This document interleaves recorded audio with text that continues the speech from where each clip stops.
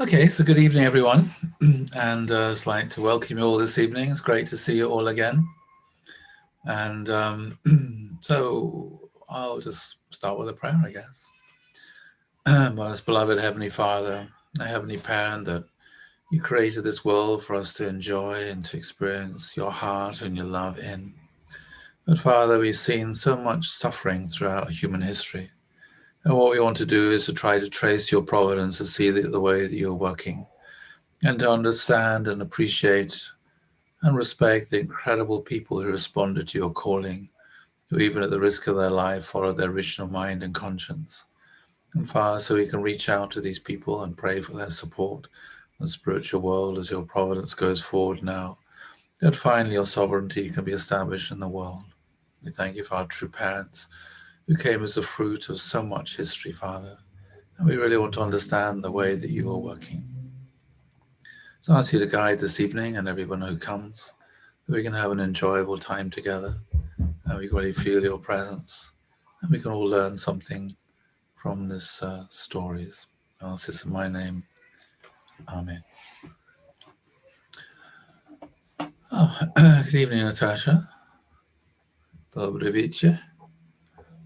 Okay, so I'm going to share my screen, carry on from where I left off yesterday. So for those who were here yesterday, well, anyway, I mean, this particular workshop, which had to take a rather extended break in, because it took 4 weeks for the telephone company to connect my house up to the phone line, is tracing God's providence from Jesus' ascension up until the Renaissance, trying to work out and to discern the way that God has been working, and also to look at many cul-de-sacs, because God works with whoever responds to his calling. And God doesn't know in advance who's going to do that. So God doesn't know which people are going to make the foundation to receive the Messiah. So I've been tracing different nations and different spiritual communities. And so yesterday we started looking at God's providence to the Slavs. And before we stopped, we looked at God's providence to the Germanic people, a little bit into the Anglo-Saxon world. Now looking at God's providence into the Slavs. And this is where we got to yesterday, trying to understand. I mean, for me, it's always been a matter of great interest. Why is it that Russia went communist? How is it possible for Satan to invade in that sense? How is it possible for things to go so drastically and terribly wrong? And looking at the nature of Christianity as it came to Russia, the kind of Christianity that came to Russia, but also the Russian attitude to Christianity when it came. So this is a sort of conclusion of one Russian Orthodox historian a Russian historian of the Orthodox Church said, Russians thought all the basic problems of faith and worship had been solved by the Greeks. So Christianity came to Russia in the 9th century. And they unquestionably accepted the Orthodox definition of faith in the forms of art. This is particularly icons and architecture. And they assumed they were getting a pure faith. And therefore, they wouldn't allow any changes. No changes were tolerated. So they received what they understood and assumed to be this pure, complete, perfected faith. And they saw themselves as having to preserve it and continue it. And so this is a Russian, again, a Russian philosopher and historian and theologian in the 20th century, reflecting upon this. He said, if there is a feature of Russian Orthodoxy which can be seen as a contrast to the Byzantium perception of Christianity, so by Byzantine I mean Greek and the other Orthodox countries, it is a nervous concern of the Russians in preserving the very letter of the tradition received from the Greeks. So, whereas Christianity really is a process. When we study Christian history, just like when you study the history of Judaism, we can see things change, things evolve, things develop. There are ups and there are downs. When we look at Christian history from the time of the crucifixion and the resurrection, there have been a lot of developments in terms of doctrine, in terms of church structure, in terms of culture, and many different ways in which things were done in the early days many different kinds of church structures, many different kinds of, a variety of doctrines and styles of worship and liturgy. So Christianity is always developing, it's a process. And before and after it came to Russia, there was development and evolution.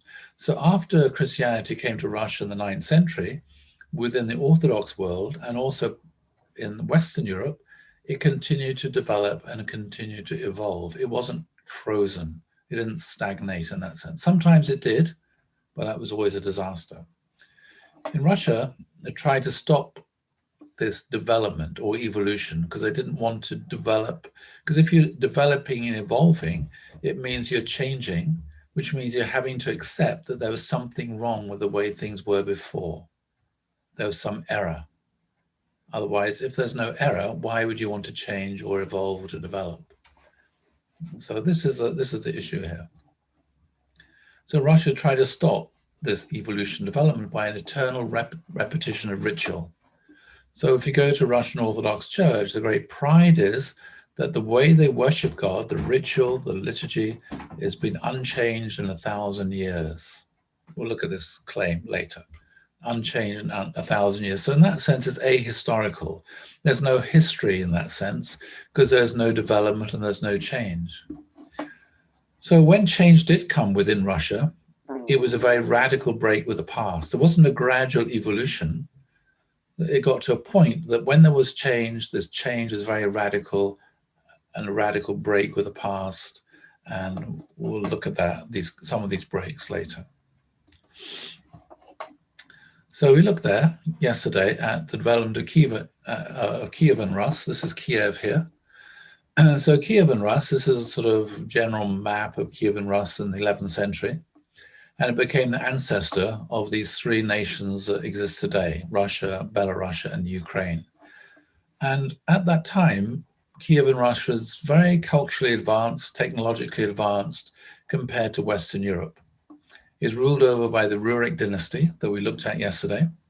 They came from Sweden, the Vikings, the Varangians, and they were invited by the Slavs to come and rule over them because they weren't, because there's a lot of conflict between the different Slavic tribes. These are the Eastern Slavs. The Western Slavs are over here, the Poles and the Slovaks and the Bulgarians and the Serbs. These are the Western Slavs. So Kievan Rus basically is a state of the Eastern Slavs. And the Rurik dynasty is very well connected to other royal dynasties in Europe.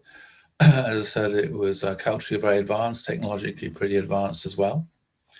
But often there was a lot of fighting going on over the succession. So again, I looked at this a bit yesterday.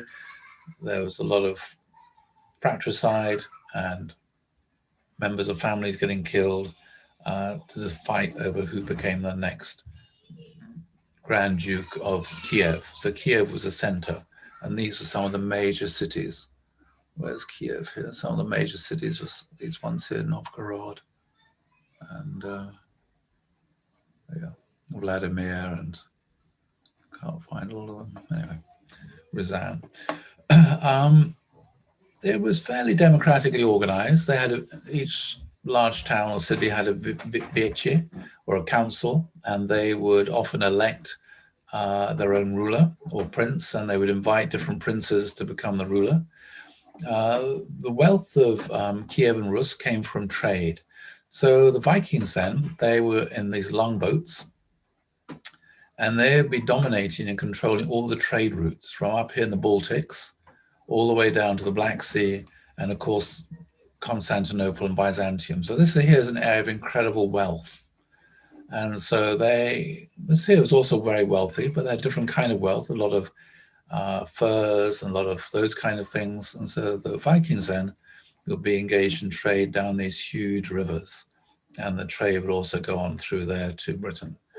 And so the Rurik dynasty, I said they're Vikings, very much, very well organized, a bit like the Normans, who are also descendants of Vikings in northern France, who then invaded England. And I talked about that last time. There's a lot of trade, but with the decline of Constantinople, then also led to the decline of trade. With the decline in trade, led to economic decline and political decline, a lot of problems. One of the reasons for the economic decline of Constantinople was the rise of Islam, which was threatening the borders here. So what happened next then? The next major event was the invasion of Russia by the Mongols in 1237 to 1240. Is the time of the great Khan, Khan Batu, who was a descendant from Genghis Khan. And the Mongol army just came out of nowhere and devastated Russia. The Russians are traumatized by this experience, never really recovered from it, to be perfectly honest. And Kievan Rus was destroyed. So this is an eyewitness, an Italian called Giovanni de Plano Carpini. He was a Pope's envoy to the Mongol Great Khan. So a lot of the Mongols at that time, they're Nestorians. And the Pope had an envoy there trying to bring them into the orbit of Roman Catholicism. So he wrote a report. They, the Mongols, attacked Rus, where they made great havoc, destroying cities and fortresses and slaughtering men. They laid siege to Kiev, the capital of Rus. After they besieged the city for a long time, they took it and put the inhabitants to death. When we were journeying through that land, we came across countless skulls and bones of dead men lying about on the ground. Kiev had been a very large and thickly populated town, but now it is reduced almost to nothing. With there are at present time scarcely 200 houses there, and the inhabitants are kept in complete slavery. At the time of the Mongol invasion, I think the population in Kiev was about 30 or 40,000, quite large. Constantinople, by comparison, is about 300,000. And so it wasn't just Kiev, but all the cities there and towns, they were devastated. And so one of the consequences, many consequences, one of the consequences, the long-term consequences, that the Eastern Slavs, then they were divided into the states we now call Russia, Belarus, and the Ukraine. Although all three regard Kiev or Kievan Rus as their cultural beginnings. This is why for Russia, when Ukraine started to want to engage more closely with the European Union and come out of the Russian orbit, for Russia this was traumatic because they could not possibly imagine how could the Ukraine and Kiev, which was their ancestral home, how could it possibly leave the Slavic sphere of influence and Slavic sense of brotherhood and go off after the European Union? Anyway, so one city remained independent. Great Novgorod in the north became a center. The church itself was protected because the Mongols, they believed in the great god of the sky. They were religious, and so they didn't generally speak and destroy the churches or put the priests to death. And so the church was protected and supported the horde, the Mongol horde, and it grew very wealthy. So the Khans, these are the Mongol rulers, they would appoint Russian rulers because they were the occupying power, and so they rule Russia and the Russian people through their appointed rulers. And so the diploma or patent of office for the title of Grand Prince of Vladimir was granted by the Khan of the Golden Horde. So before that, Kiev was the major city. But after the Mongol invasion, Vladimir became the major city. And the person who was the ruler of Vladimir, Grand Prince of Vladimir, he was the one who was the Khan's tax collector for the whole of Russia. And he was appointed by the Khan, given this patent, and told to go and collect taxes and then come and bring the taxes to the Khan. And then when he got there, he had to prostrate himself before the Khan. So here he got this sense that might is right. When anybody went to visit the Khan, they had to bow down with their face on the ground and prostrate themselves to acknowledge the power and authority of the Khan. So this is what we call Oriental despotism. And this had a huge impact on Russia, which before then was not particularly authoritarian, was certainly not despotic, wasn't a feudal society, was a very profoundly Christian society with very deep democratic kind of principles. But everything changed very, very much with the Mongol invasion. At this time, there was, at the same time as the Mongols invaded, then Sweden and the Teutonic Knights attacked Russia at its weakest. So for Russians, again, this was the second traumatic experience. They expected that Christian Europe would come to their aid against the Mongols and protect them against the Mongols. But we looked at it yesterday, we saw some of the conflict there between the Orthodox and the Germanic side of Christianity.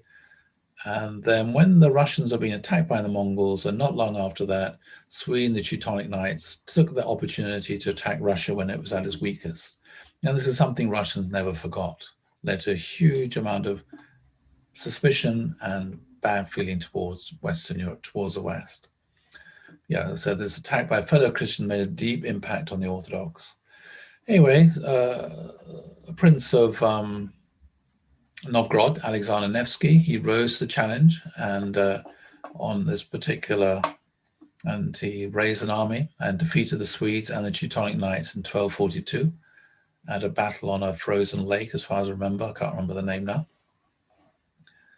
And this then led to the rise of Moscow.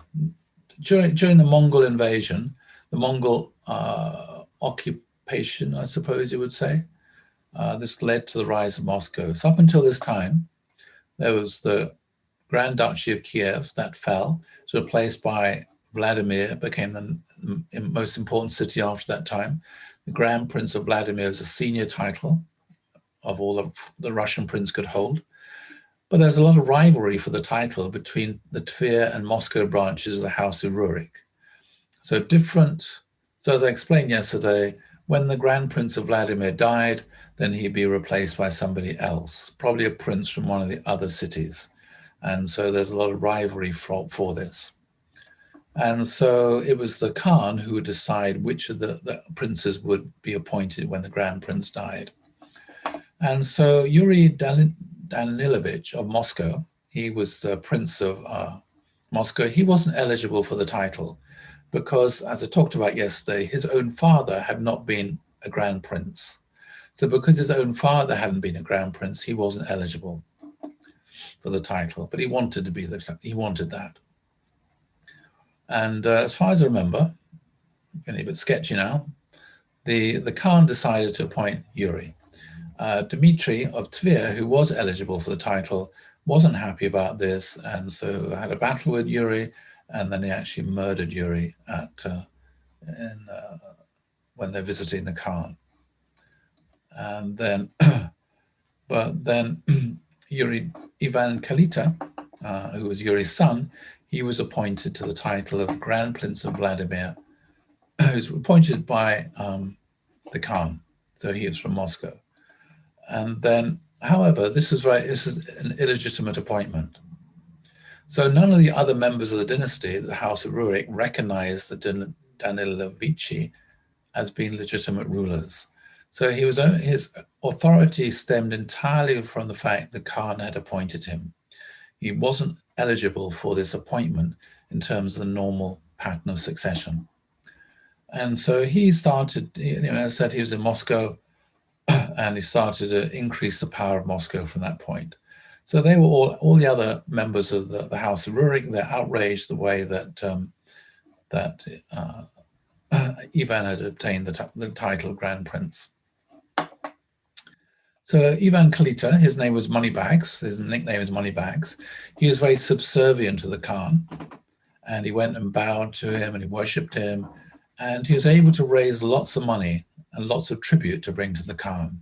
So this is how he gained the favor of the Khan, by heavily taxing and raising lots of money to take to the Mongols. But then his other question was, well, how could he establish Moscow as a legitimate capital to replace Vladimir? And so he started to expand the territory of the Duchy of Moscow. So before then, there was the Duchy of Moscow and the Duchy of Vladimir, Duchy of Kiev, Duchy of all these different major cities. So he started to expand the Duchy of Moscow, so it grew bigger and bigger. In order to do this, he got patents from the Horde. In other words, the Horde, the Mongols would give him the authority to be able to take over more and more land.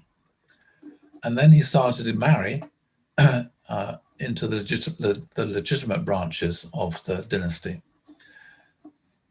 But then he decided he was going to move the headquarters of the church. So the capital of Orthodoxy was Kiev, but then in 1299 it was moved to Vladimir, the great cathedral there. And in 1326, then the Church of the Assumption was established and built in Moscow. And so this is very prestigious and huge building, tried to relocate the headquarters of the church to Moscow. And this is a way of building up legitimacy. This is something that King David did as well when he established the Jerusalem as a religious capital as well, as a political capital.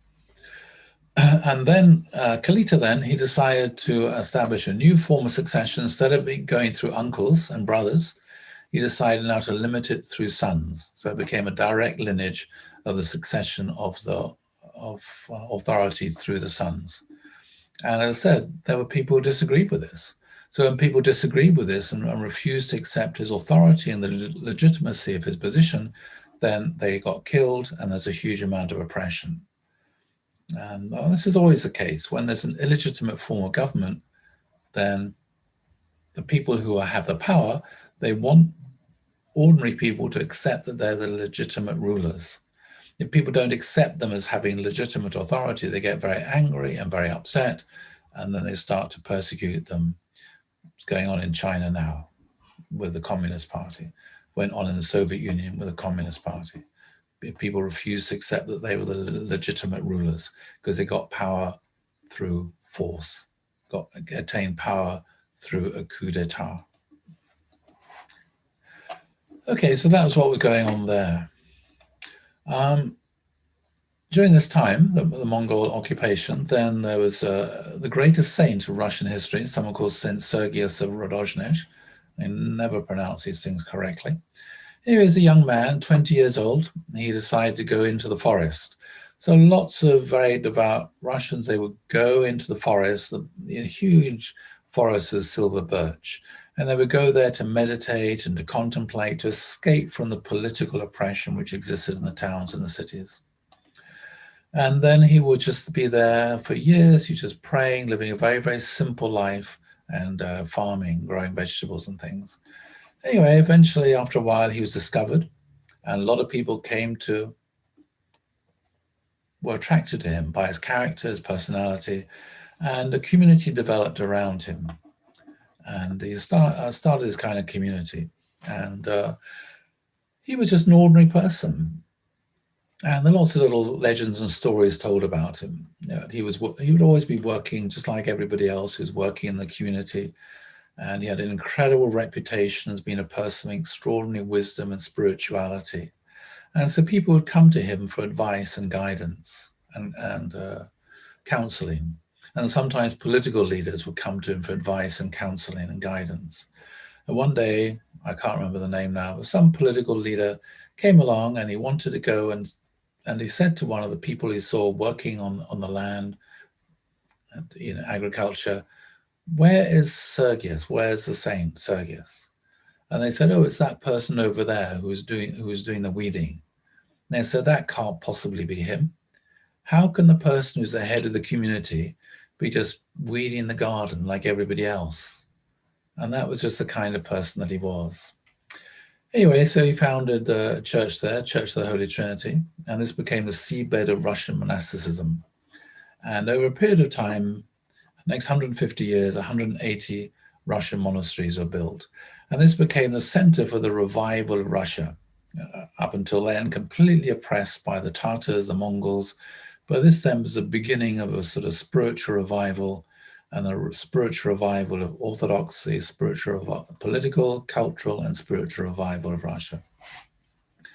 So his sort of guiding philosophy, it was a beautiful word, Russian word called sobornost. It doesn't exist in English. The best English translation is unity in freedom. And unity and freedom of obeying the Holy Spirit. So this is the guiding principle of his community. It's a guiding principle of his own personal life, living a life of personal integrity, are cooperating together, working together, being united, but at the same time, each person being free. So freely cooperating with each other under the guidance of the Holy Spirit and unrestricted by legal or intellectual barriers. So not thinking, oh, this is the law, therefore I have to do it, but just freely living according to the original mind and conscience, united in heart. So that kind of beautiful idea of Sobornost is very, very characteristic of the Russian kind of spirituality, the Russian Orthodox spirituality, Sobornost. It's a lovely idea, unity and freedom, guided by the Holy Spirit. And that was the basis of his community. And this is why so many people were attracted there, because everyone who was there was free. They could free to come and go, free to do whatever they wanted to do, but actually they were all worked hard together and cooperated together, and this incredible sense of togetherness and harmony. Anyway, so still you got this Mongol oppression, and the Mongols themselves, they started to, like all empires, started to go through a period of decline and disunity and weakness. And so it started to get challenged. So the first person to challenge them is a Grand Duke Olgerd of Lithuania, 1362. And then came someone called Prince Dmitry Donskoy. And so he was given the patent by the Golden Horde, and he was a tax collector. But then, for various reasons that I forget, he stopped payments to the Mongols. And the Mongols obviously were not happy, because there's an act of rebellion to refuse paying the taxes. And so the Mongols then raised an army, and in 1380 they moved against Moscow. And then this is the time of Saint Sergius, and so Dmitry went to see Sergius. What should I do? The Mongols are coming to meet against Moscow with a huge army.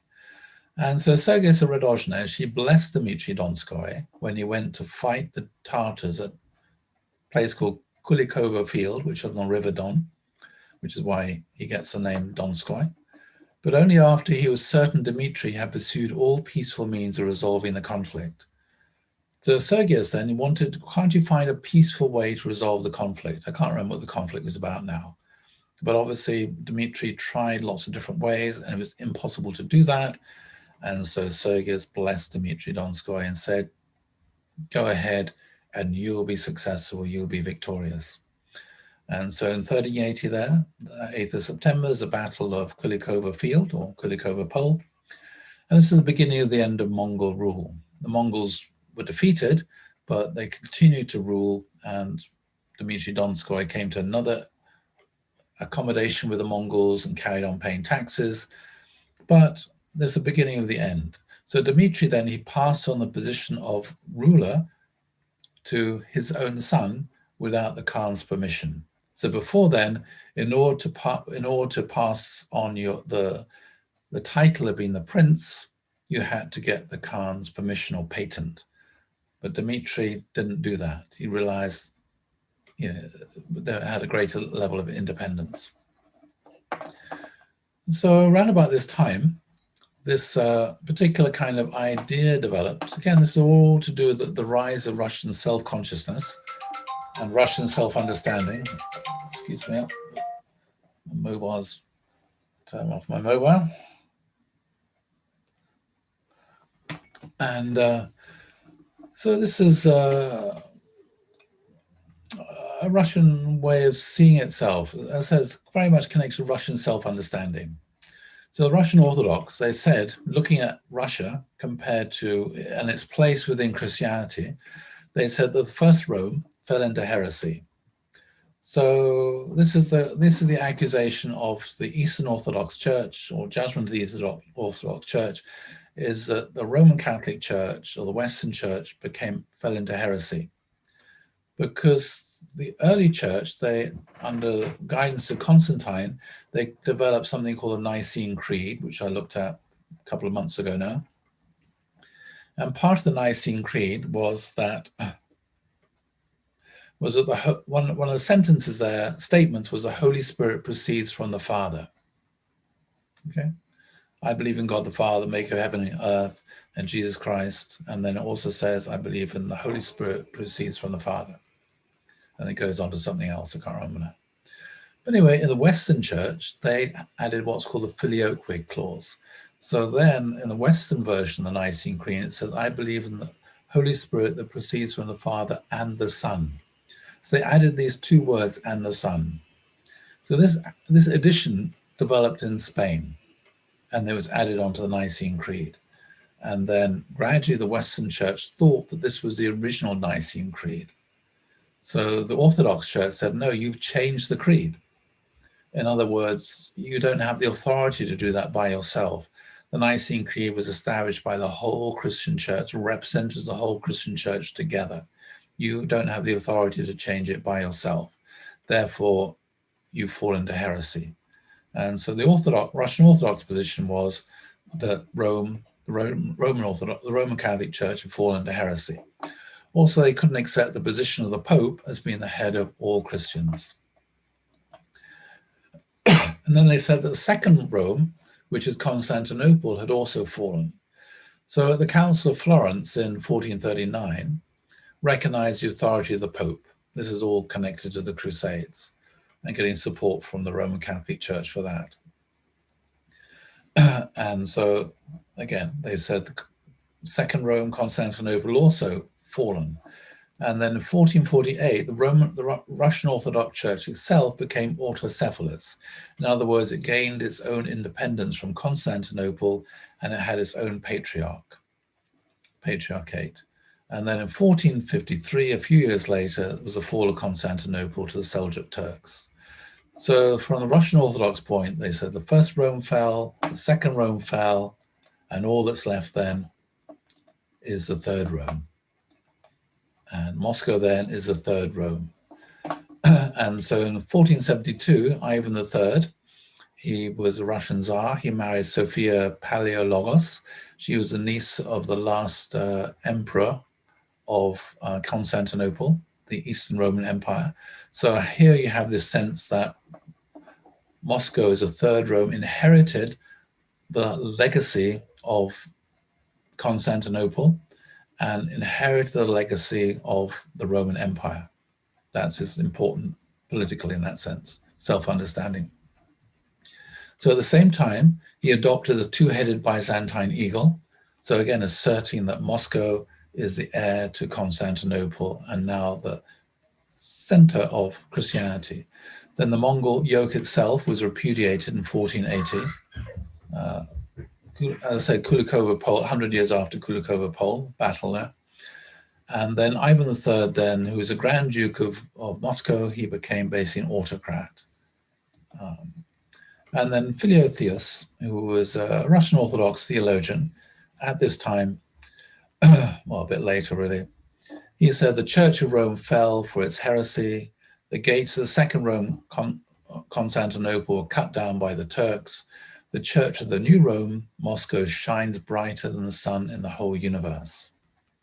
And then after this, they had there was a council of the Russian Orthodox Church, a council of 100 chapters, and they proclaimed all this, supported these kind of ideas. And then, as I said, in 1589, Russia became a patriarchate.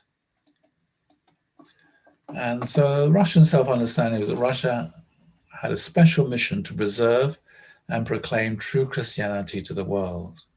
It's the final preserver of orthodoxy and of religious truth. So here's the Russian self-understanding. It's Russia that's going to save the world. How does one deal with this? Well, this is Vladimir Solovyev. He was one of the most influential, important Russian philosophers of the 19th century. He was Orthodox, but he drifted away from Orthodoxy towards Roman Catholicism, but then drifted back towards Orthodoxy. He was very influenced Dostoevsky a lot. Anyway, so he was looking at this claim a few hundred years later. He said to accept such an assumption would involve the formal denial of the very notion of a universal church. This view would reduce the ultimate historical objective of Christianity and the raison d'etre, the human race, the existence of a single nation. So he was attracted to the Roman Catholic Church because the word Catholic means universal. So the Catholic Church saw itself as a universal church, not a national church.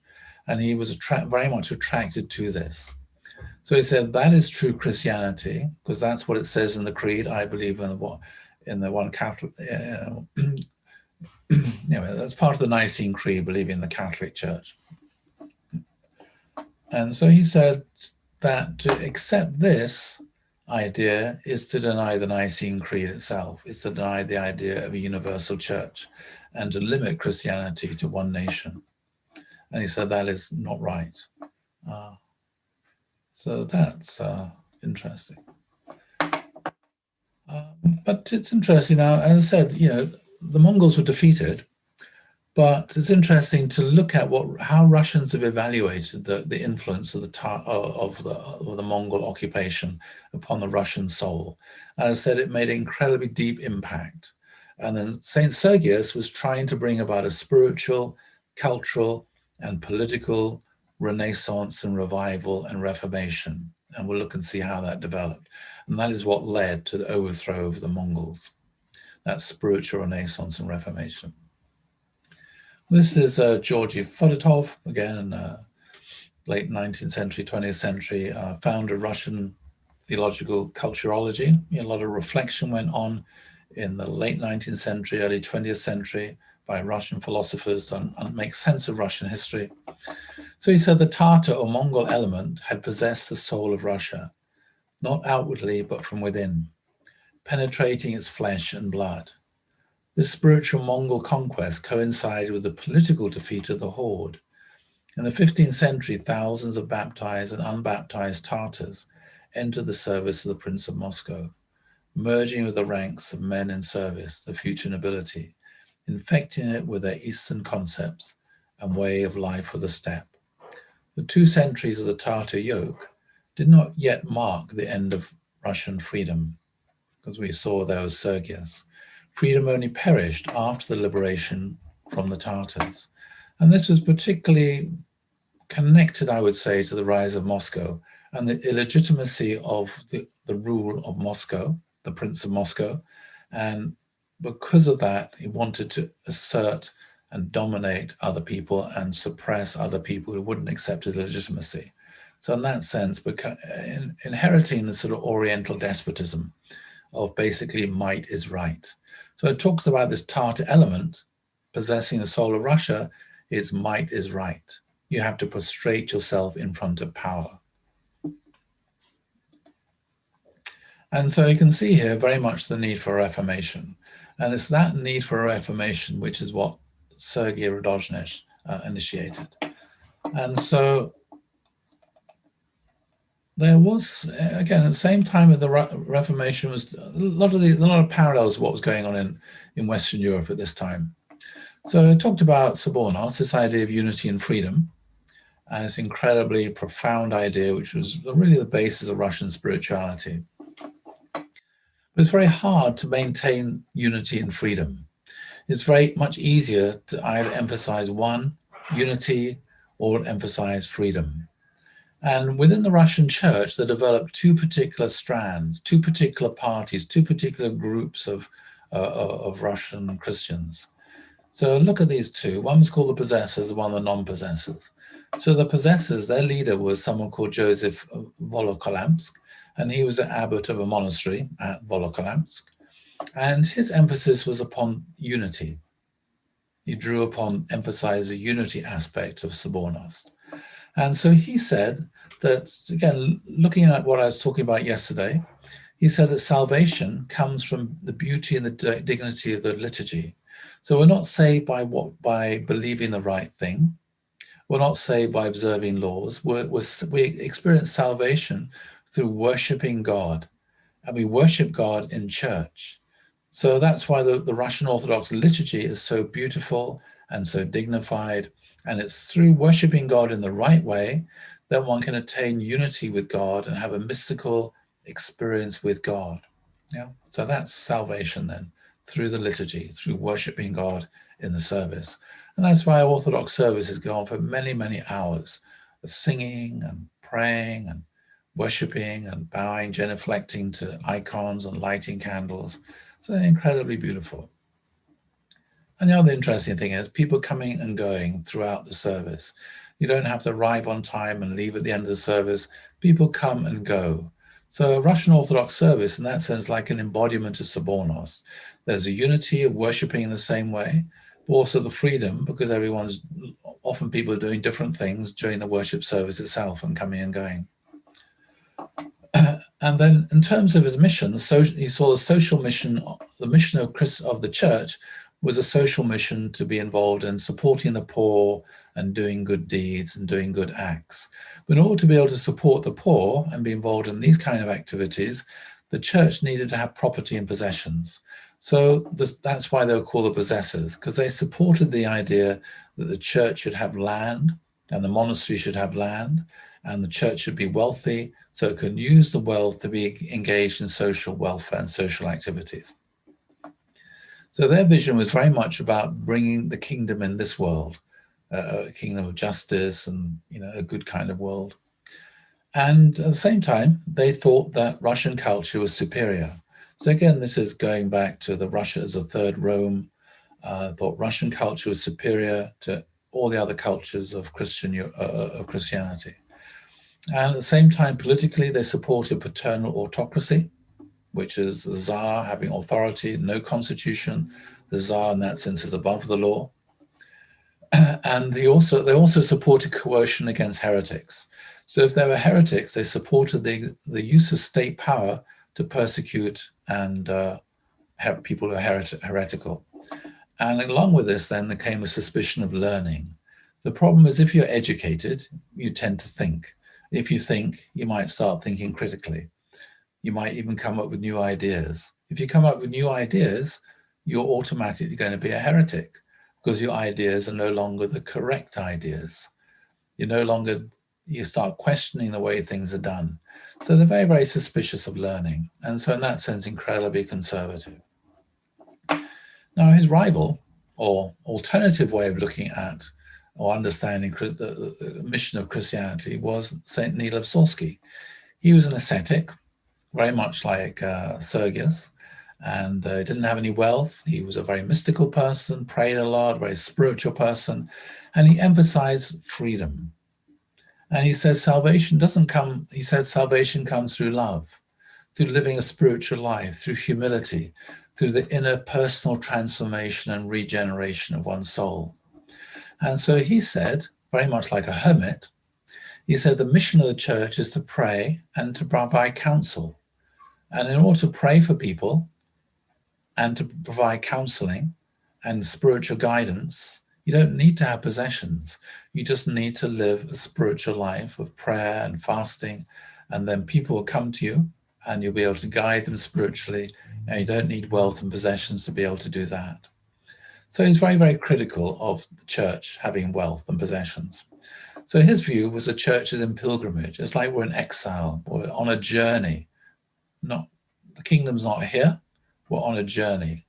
And at the same time, very universalist. Yeah, not Russian culture superior, but actually much more universalist in this kind of approach. It's how you live your life which is important, not which nationality you are. And at the same time, saw the mission of the church as to criticize the ruler, to speak truth to power, to have a prophetic voice. So if you saw the ruler, the Tsar, doing something which is wrong, the mission of the church then, and the head of the church and the prophetic voice was to provide criticism and advice and guidance, as opposed to support, unconditional support. They also supported religious toleration and learning. And so there was Maximus the Greek, and then lots of other very learned people who are non-possessors. And they also were a reforming party within the church, trying to improve things, make things better. So two very different strands. And also, you could say two very complementary movements. But the problem was that they divided. And if you get an excessive possessor mentality, this easily leads to totalitarianism. If you've got an excessive non-possessor mentality, absolute emphasizing freedom over everything else, you emphasize unity over everything else, you get totalitarianism. Emphasize freedom over everything else, you end up with anarchy. It's really hard to maintain the balance of unity and freedom, which Sergius was able to establish. And so when we look at Russian history, we can see Russia produced the greatest anarchists, Bakunin, and people like this, Prince Kropotkin, and also the greatest totalitarians, Stalin. And so this you can see here this division within the Russian soul, division within Russian spirituality, division within Russian culture, which of course had divisions, had political implications. And so the dividing issue was of what's called the Judaizers. So there's a Jewish scholar called Zachariah who came to Novgorod, and he was a great scholar, very knowledgeable about the Bible, and so he was teaching a lot, and so he influenced quite a lot of priests. And Ivan III, who was a Tsar, liked him. At the same time, he was very attracted to the possessors, and he criticized church property. And the possessors then were very alarmed. And this led, again, to the rise, and he connected the rise to anti-Semitism, which the non-possessors were not anti-Semitic. And so the possessors said that he was a heretic, and the leader of this group was burned in 1503. And then there was a council to decide that. And at this council, Neil Sorsky, he defended freedom of religion, and he criticized the possessors. But when they had a vote at the council, Neil lost the vote. And when he lost the vote, then it meant the non-possessors, they lost the vote. And so this then led to the death of freedom within the church. So the non-possessors, that particular strand within the Russian Orthodox Church, they then became suppressed. They became marginalized, they became isolated, they became persecuted, and they became suppressed. And this death of freedom then took place first in the church. And then later on, the death of freedom took place in the social and political sphere. At first, it took place within the church. And then the political consequences, I'll just complete this. There was a Tsar, Tsar Basil III. He'd been married to a lady, I can't remember her name now, for about 20 years. And again, at very much the same time as a similar thing took place with Henry VIII in England, same time, just like Neil Sorsky. So he had no children, and so he wanted to get a divorce so he could remarry to have a son. Why? Because he felt, if I die without a son, who's going to be the next Tsar? There might be a civil war. There might be different powerful people, uncles, brothers, each claiming that they should be the next Tsar, and it might lead to war. This is what happened in Britain, in England, the Wars of the Roses between the Lancastrians and the Yorkists. And so Henry VIII, he also was worried. Henry VIII is 2 generations after after the Wars of the Roses. He was worried if he died without a son, he was worried there'd be wars again within England. So that's why Henry VIII wanted to have a divorce so he could remarry, so he could have a new wife and have a son. So Basil III was in the same situation. No children, wanted a divorce. So the person who's the metropolitan, who was the head of the Russian church at that time, called Varlam, and also Maxim the Greek, they were non-possessors. They said no. They said the woman is innocent. You can't divorce her because she hasn't done anything wrong. She hasn't committed adultery. She hasn't committed any sin which would justify you divorcing her. And then Abbot Daniel, who was the head of the monastery of Joseph Volokolamsk, he was the heir to Joseph who died before, he said, yes. He said the nation is more important than one woman. Yeah, it's more important to preserve the integrity and stability of the nation than one woman. which way do you go? Difficult. Anyway, eventually Varlam died, and then Daniel became the next metropolitan.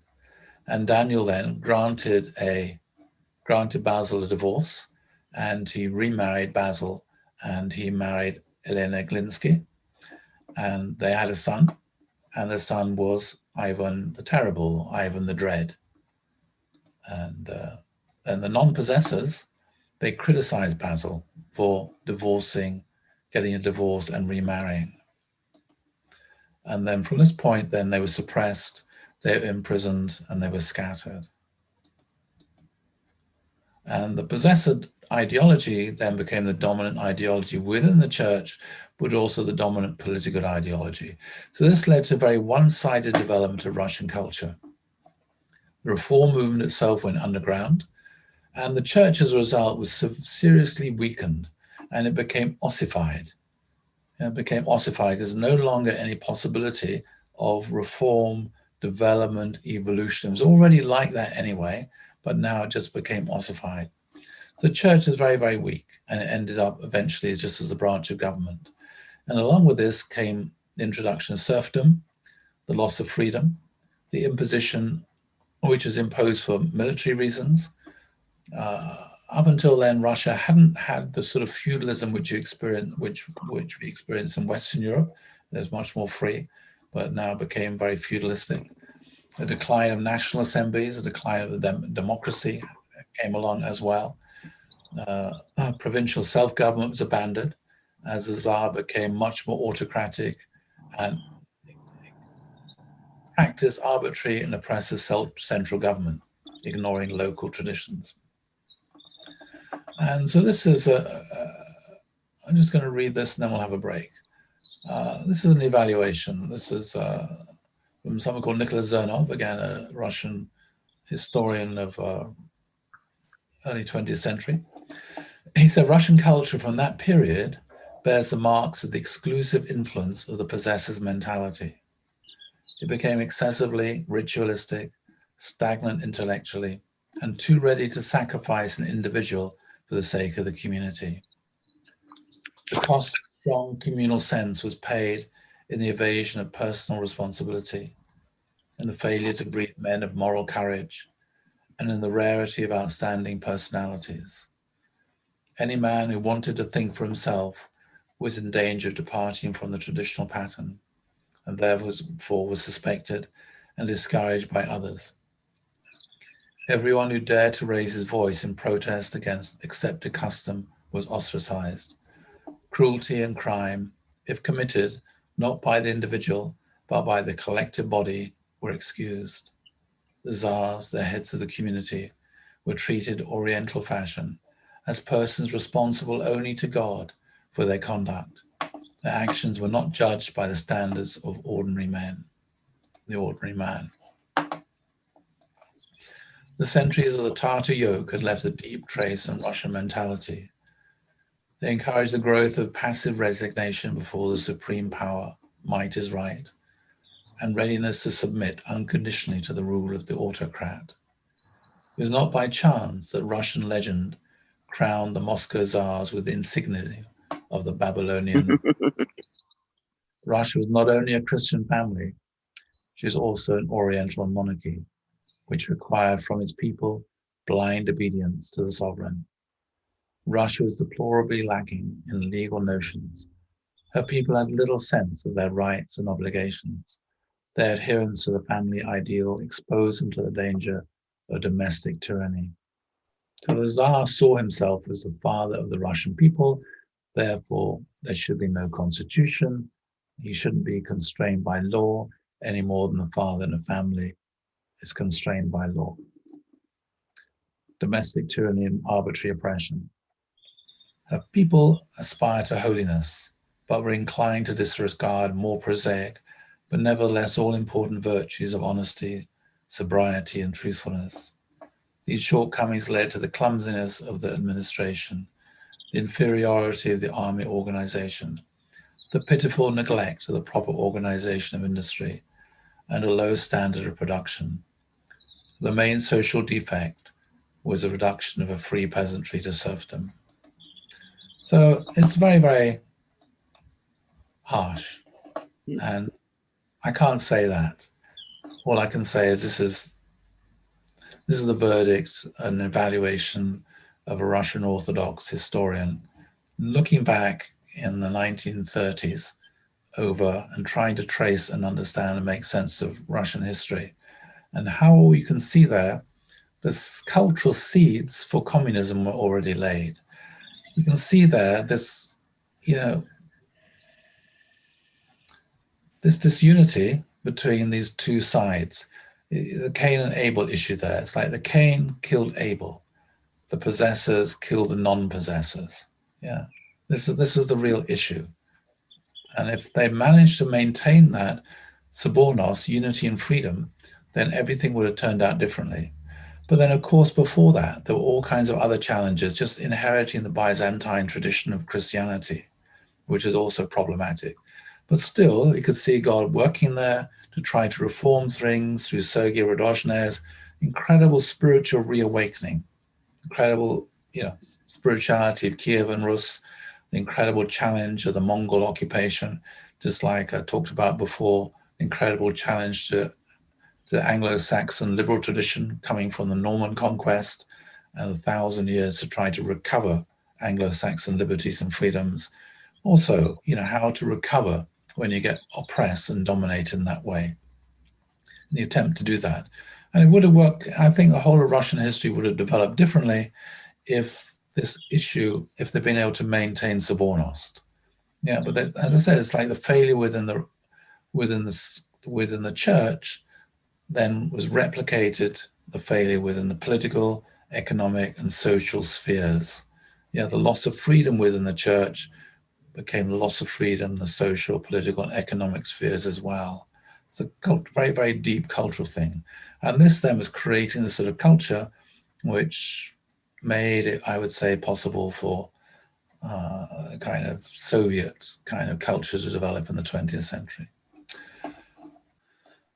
So I said, this person here, Nicholas Zernov, I came across him a long time ago, and I was really profoundly impressed by his way of reading Russian history and drawing out and picking out what I thought were the important points, the spiritual dimension to history.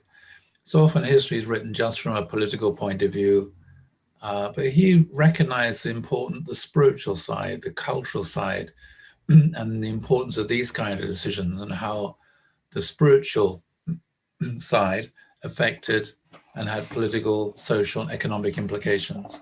And so I thought that's a very, you could say, principled, a very biblical way of doing history. And so I was really impressed by his way of, his interpretation, his way of reading Russian history. Okay, so as I said, and, like everything, one has to think, well, okay, how does that affect us? Because human beings are human beings, and we have to learn these lessons for our own self and within our own spiritual community as well. Anyway, Ivan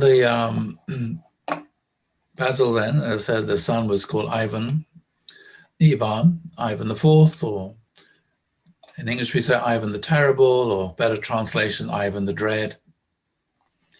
So he's an incredibly capable person, and he did, and in the early part of his reign, he accomplished many good things.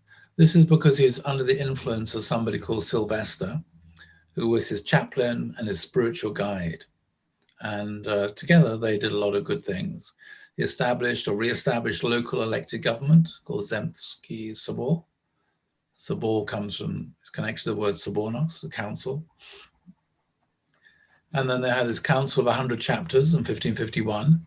And again, Russian superiority was asserted once more. This is the idea flowing in from this idea of Russia's the third Rome. Russian superiority over all the other nations was asserted. But also along with this rigid tradition to the smallest detail. So they rigidly adhere to the smallest detail within the tradition. So this is the mentality and the culture of the possessors, which is now dominant. How to absolutely follow the tradition to the smallest detail. You couldn't deviate from the tradition. And also this chapter was quite anti-intellectual and very much against creativity. Anyway, he had a very good wife, and his wife kept him in check. And his wife was a very good spiritual guide as well, and made sure he made good decisions and went in the right direction. But then sadly his wife died.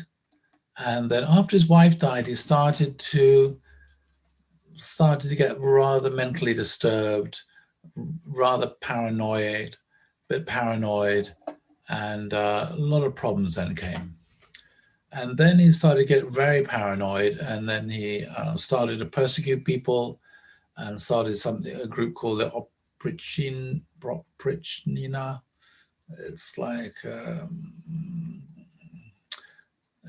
very severe organized police force to go around oppressing anybody who disagreed.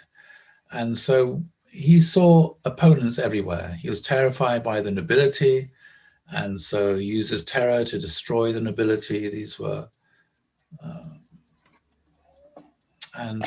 to have absolute, unconditional, autocratic rule. Anyway, in 1568, the Metropolitan Philip, who was the head of the church at that time, he gave a sermon where Ivan was there. Ivan, of course, is present in the cathedral in the sermon. And Philip rebuked Ivan for what he was doing. Rebuked him very mildly for his policies and his actions and what he was doing. And then Philip was murdered because he had criticized Ivan. And then Prince Kurbsky, who was part of this family, part of the royal family, he was outside Russia as an exile.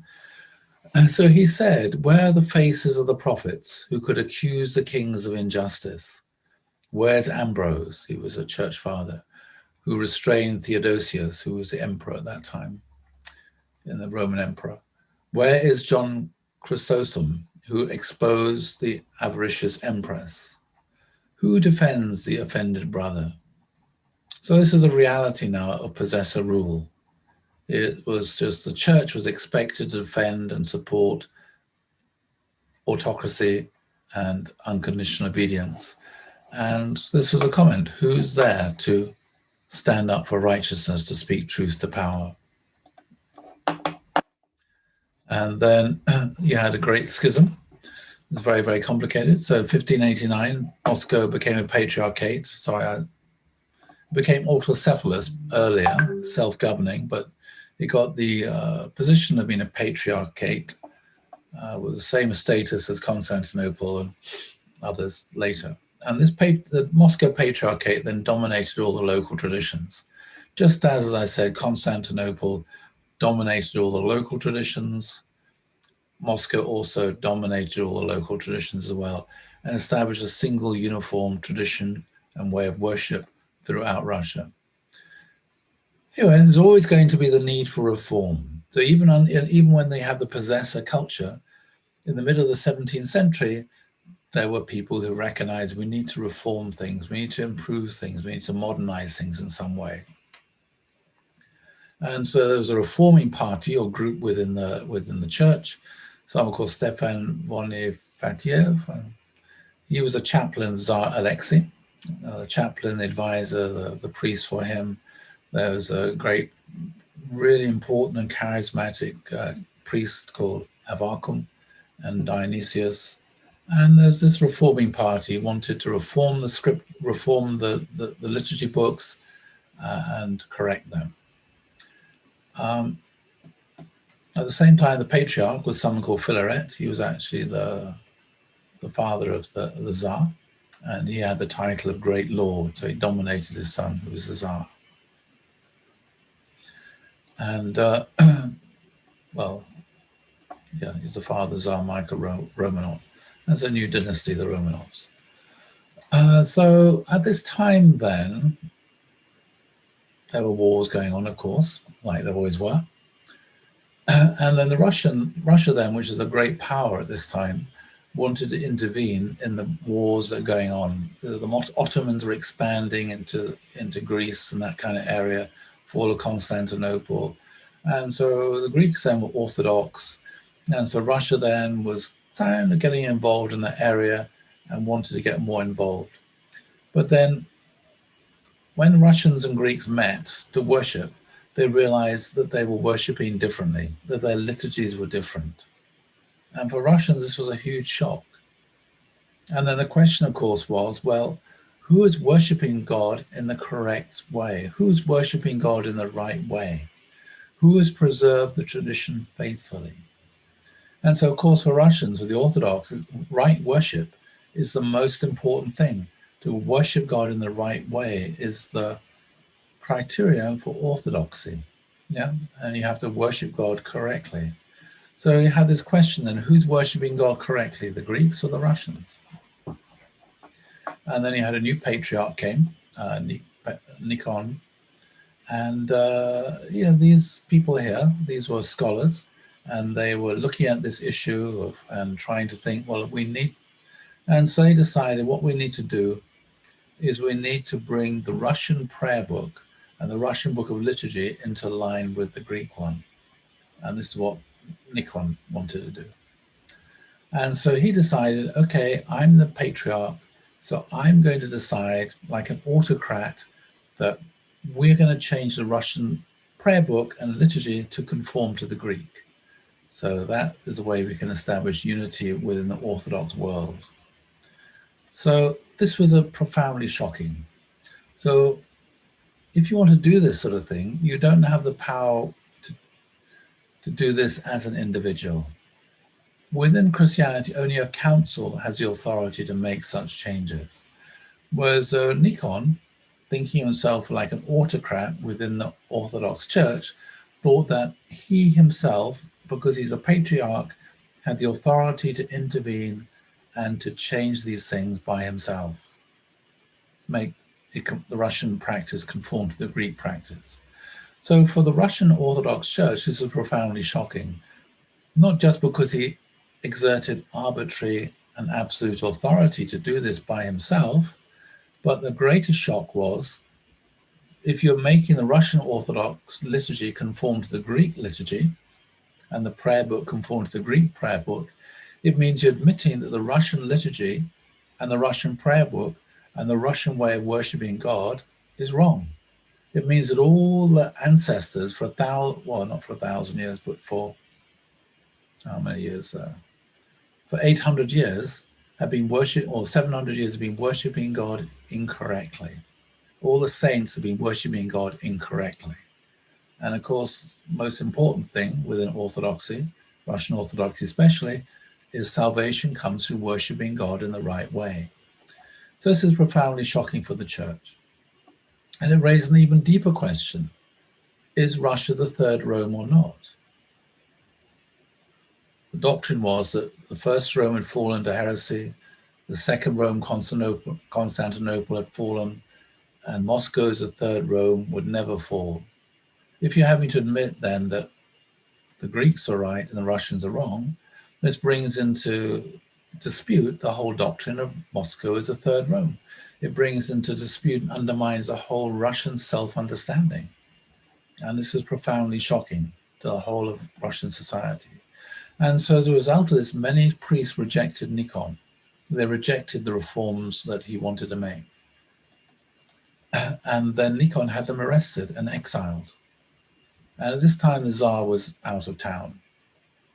And when the Tsar came back, he wasn't happy with what Nikon had done, because Nikon had split the nation, split the country, split the church.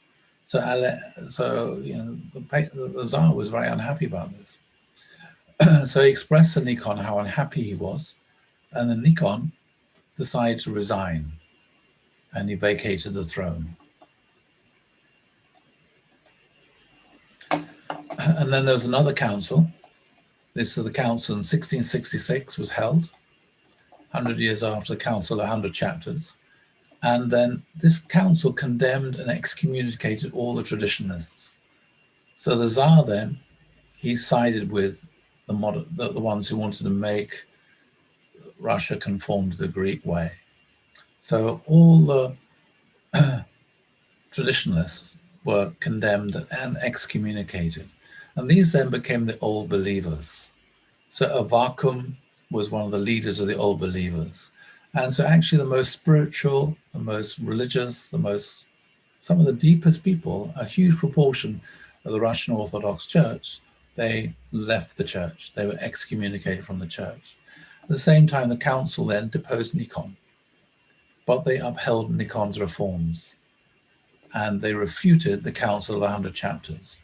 This is profoundly shocking within Russia. And so this happened in 1666. And so some people said the Antichrist has taken over, 666. And there was huge spiritual disturbance, which hasn't stopped, to be honest. And the nation then was split, and the majority of Russians probably followed the old believers. So the church then was seriously weakened. So you can see you have a possessor church, which is incredibly rigid and incredibly ossified. And if you try to reform it, it breaks. So this is the weakness. If you just try and preserve something unchanged, and you don't have an internal mechanism for reform and for renewal and for change, when change comes, everything breaks, everything is shattered. And this is one of these things I mentioned before, because of the Byzantine church and the way the Byzantine Christianity being embraced and accepted in Russia, and then this kind of ahistorical way. And then when you try to bring about a change, then it broke. Especially after the suppression of the non-possessor tradition. There was that possibility with St. Sergius of trying to recover and reform true Christianity within Russian Orthodoxy, but that was lost, I would say, because of the defeat of the non-possessors by the possessors. So now the nation's split. The majority of Russians probably followed the old believers. Had huge impacts even till today. Even till today, you find old believers. A lot of them, they went into the forests, as Natasha said.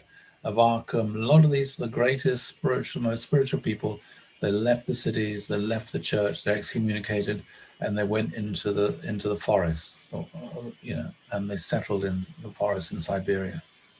The church is severely weakened. The best members were outside the church, and this created a spiritual gap within Russia. And the spiritual gap then was filled by the westernization of Peter the Great, and finally by Bolshevism. And the messianic ideal of Moscow as a third Rome was distorted and appropriated to the Soviet Union being the one that's going to save the world. And so it's for me, it's really interesting trying to trace this, the spiritual development of Russia, and how certain mistakes were made, which made it possible for certain kind of culture to develop, such that in 1917, this particular weakness, but during the First World War, it was possible for the Bolsheviks to seize power, or you might say it's possible for Satan to invade. Because there's this spiritual gap. The church became very anti-intellectual. It was already anti-intellectual. But then you had the best people, the most intelligent scholars, like Maximus the Greek, left, excommunicated. And then the spiritual gap was filled by the westernization. So the intelligentsia then became predominantly atheist. So I'm not sure if I'm going to look at Peter the Great. Well, I'll have a look. I haven't prepared this, but I'll just see how much I remember. So Peter the Great, then, he grew up in Moscow. I can't remember, to be honest. He had a childhood trauma. I think he saw a large number of his relatives slaughtered in front of him. It was a traumatic experience, and he came to hate the oppressiveness of Muscovy and Orthodoxy. And so he grew up then being very hostile to Russian culture and Russian church. He actually pretty much grew up outside the church in terms of his youth. And he took a great interest in modernization in the West. He traveled all over Europe, learning about shipbuilding and lots of modern things, technologies, and wanted to modernize Russia. I admired the West hugely and imported lots of new ideas. And he decided to replace theocracy, which is ruled by the church, with state absolutism. And instead of the Tsar being the family, he decided to replace that sense of the Tsar as the family of all the Russian people, decided to replace it by a bureaucratic and militaristic state. So he's influenced in this way a lot by his travels in Germany. Shipbuilding influenced a lot by his travels in England. And then he destroyed the unity of the Russian people. So when Patriarch Adrian died in 1700, he didn't replace him. And the Tsar then, Peter the Great then, he dressed up in military uniform, which for Russians is very shocking. They didn't expect the Tsar to be a military ruler. They saw him much more as a father. And so after Adrian died, he didn't replace him, and then he appointed a governing synod presided by a secular procurator. So the Russian Orthodox, so the church then became a department of state. Just like you had the Department of Education, Department of Justice, Department for the Military, you had the Department for Religion. So the church then was just a department of state. Again, this is like going back to the way it was, way Justinian wanted in Byzantine times. Church became a department of state.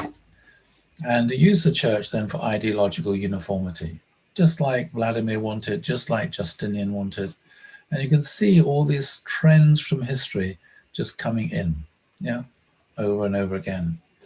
And then he had all kinds of problems. He killed his own son. So when he died, he left a lot of confusion, and Russia was left without an heir. He was a great soldier. He built up the Russian army. He fought against the Swedes, who were the military power of Europe at that time. And Sweden invaded Russia, and he learned from the Swedes and eventually defeated the Swedes. Okay, so that's as far as I want to go in terms of looking at Russian history. So you can see there, what I was interested in pointing out is how certain things have consequences. Things that happen in the spiritual realm have consequences in the political, economic, and social realm. So I'm going to pick up Russian history again later when we look at the last 400 years. And I'm going to look at the rise of, from the time of Peter the Great, the rise of the intelligentsia, how they became, under Catherine the Great, they became very secular, very tendency towards atheism, and then rise of Marxism, social revolutionaries, all these people, and the very, very late 19th century attempt to recover the true spirit of orthodoxy with Dostoevsky, Soloviev, and this, what was called the Silver Age, but how that didn't quite make it because of the First World War and the weakness there enabled the Bolsheviks to take over.